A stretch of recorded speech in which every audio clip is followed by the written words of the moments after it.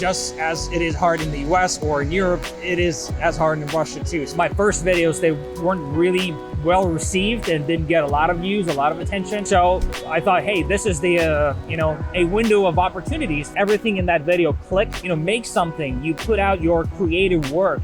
What would you say is the best thing about Russia? That's when I first got introduced to an American English. A lot of work to get to where I am right now. What do you hope for Russia this year? I think that's the most desirable thing to hope for. What's up, everybody? Welcome to sunny Moscow. And today I met, you've seen him, you've heard about him. He's making great content on YouTube, real reporter. But I want to know about him a bit more. So thanks a lot for doing this. Yeah, no worries. Thanks for having me. So Konstantin, when did all this happen? When did you know that you want to become a YouTuber? When did you know, or how did it happen that that YouTube became your full-time job? Well, it didn't happen overnight. So I used to be a TV reporter for many years, and I realized that I want to be, well, like this job of a reporter, it's pretty tedious. You're not in control of your schedule. And I just came to a point where I realized that I wanted to have some sort of my own show where, I get to decide what I want to film and how I want to film it, etc. But it's really hard to do, to get your own show on a network, just as it is hard in the US or in Europe, it is as hard in Russia too. So, and then that's when the focus of my attention shifted to YouTube, and I thought, well, hey, this might be actually an interesting idea to have like your own YouTube show, because, well, on this platform you get this freedom of being able to post everything you want, and so that's how it came to me. And first I wanted to make a channel that would be solidly dedicated to traveling, mostly in Russia, but maybe in some other countries. Well, this didn't really took off, and some of my first videos, they weren't really well received and didn't get a lot of views, a lot of attention. And then the war in Ukraine started and sanctions came about, and I just kind of realized that a lot of people in this YouTube community here in Russia, they make videos about sanctions and how they are impacting the life of ordinary people in Russia. So I thought, hey, this is the a window of opportunities for me. And so I made my first video about how sanctions impact the life of ordinary people in a village, and I did this in collaboration with Lars from Survival Russia channel. He's a great guy. He was the first actually to endorse me and who introduced me to his audience. And so that video, everything in that video clicked, and it gained 1 million views in like a month or so. And that's when the real story of my YouTube channel began. And after that, it was just, uphill. How did the first feel of success feel? Amazing. I mean, it feels amazing. I don't know that I don't know if a lot of people can actually realize that, but it's very rewarding when you,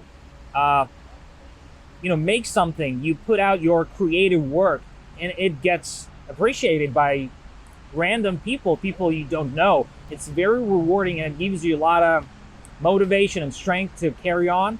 But it actually works, it's kind of a two-way street. Whenever you miss with your video and it doesn't get a lot of attention, or the attention you expected it would, it kind of gets on you, it gets under your skin, and you're feeling sad. So it's a roller coaster.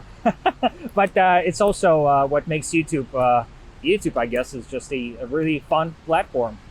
How do you decide on your topics, on what to do next? Is it like reactive, or is it like planned, or is it both? Yeah, well, sometimes you have to plan ahead. Sometimes it's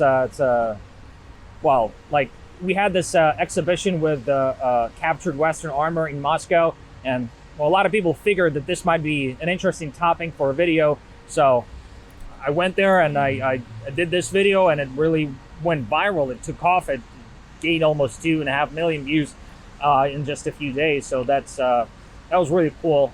But some of the videos I just plan ahead, and especially if we're talking about trips, because this is something you have to plan ahead, cost-wise, and just and take a lot of things into consideration. But yeah, of course, it's everything. It's a lot of work. What is your then? What is your goal in all this? Let's say 5-year plan. Soviet reference, by the way. Yeah.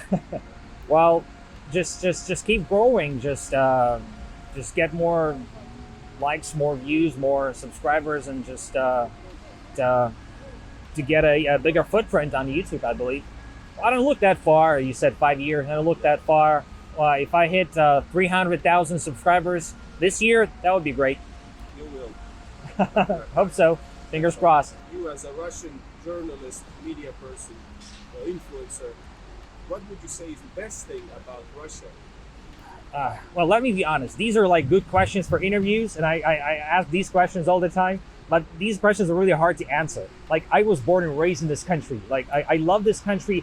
My family is here. My friends are here. I have the whole history in this country. So that's what makes this a great place for me. For someone else, this might be someone else. If you come here as a tourist, as a foreigner, that's a whole another ballgame. For me, well, like I said, my friends, my family is here. I have a history here. I became, well,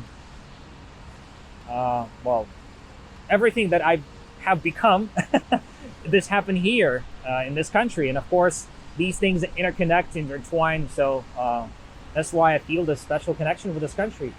Based on your accent, you lived in America or somewhere else? I first went to the US when I was 21, and I worked there as a server, as a waiter at a restaurant. That was a student exchange program. So that's when I first got introduced to an American English. And I liked it.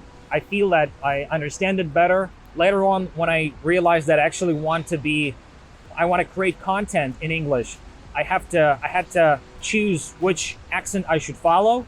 And since an American accent was already kind of familiar to me, I went for it.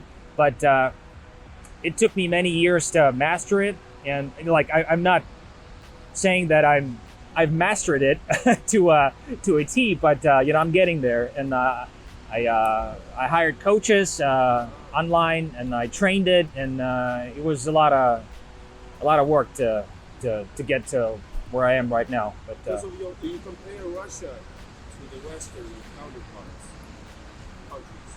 Whenever you're traveling abroad, you always tend to compare things, how they are at this country compared to what you have back home. So I do it naturally. It's just it's really hard, to come up with something off the top of my head. It's just when you're in this country, you kind of know, well, this one is different, this one is not.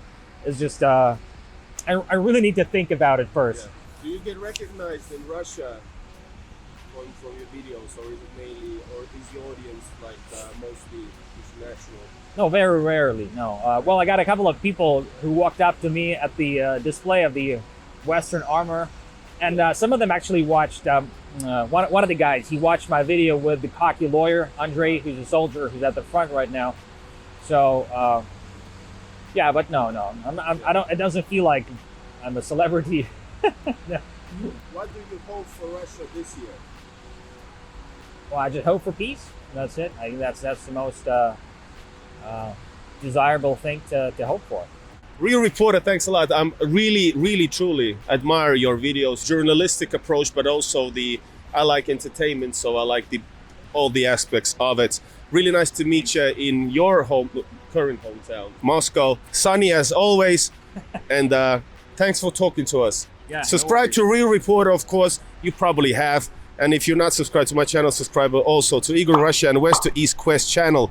See you guys hopefully in much sunnier and warmer weather. Bye, y'all. All right, bye. Самое главное, работал ли все это время микрофон? Oh, it's not recording. It's recording. All right.